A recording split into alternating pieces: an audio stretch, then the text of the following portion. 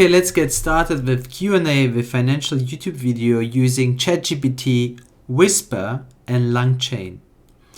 Okay, so first we need to install a couple packages that will require to get the specific functionality we need. So if we chunk down the video content, so the first step will be to install all packages that we need to do the certain functionality, right? So step 2, we download the YouTube video. Then step 3, we extract the audio from the video. In step 4, we convert the audio to text using Whisper. And step 5, chunk the text and use embedding models from OpenAI to vectorize the text and then store into a vector database. For the vector database, we will be using Qdrant client. Later, we'll talk more about it. So okay, so to install it, run the following cell. So we'll execute.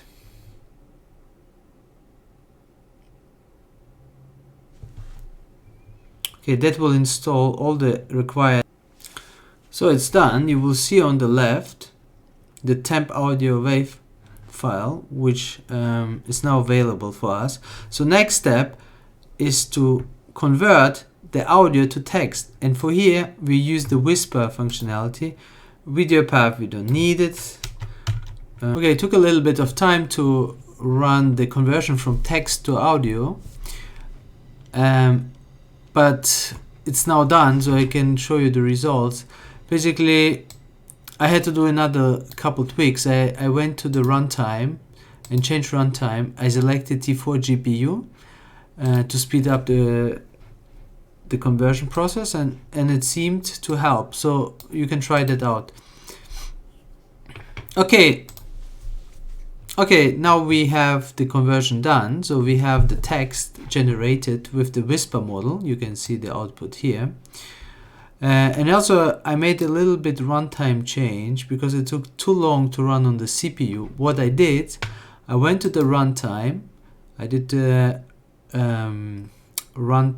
change runtime type and selected the T4 GPU. That helped to speed up the process, but I had to rerun everything again. So okay, on the Qdrant platform, I have already one instance running. Let's delete it just to show you how to create new one.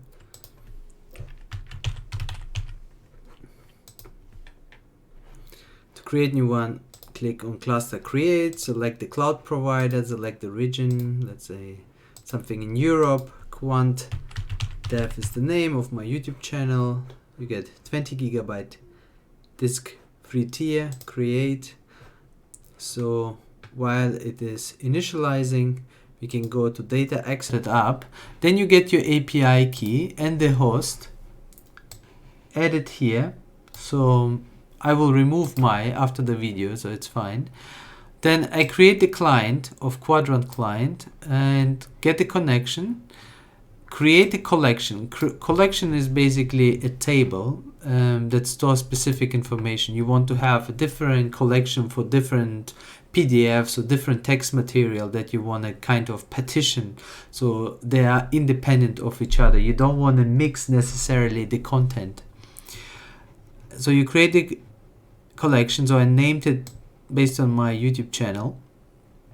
Then I went to OpenAI, generated the API key here, pasted in here. So don't worry, I will also delete that API key. You don't need to try it, and I won't forget it.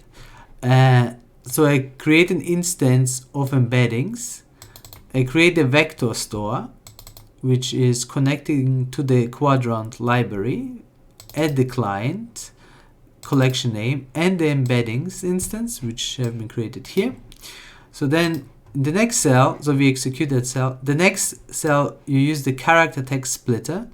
So the character text splitter helps you to partition your long text into chunks. So here I just said partition is on the separated dot. So after a sentence has completed, partition it.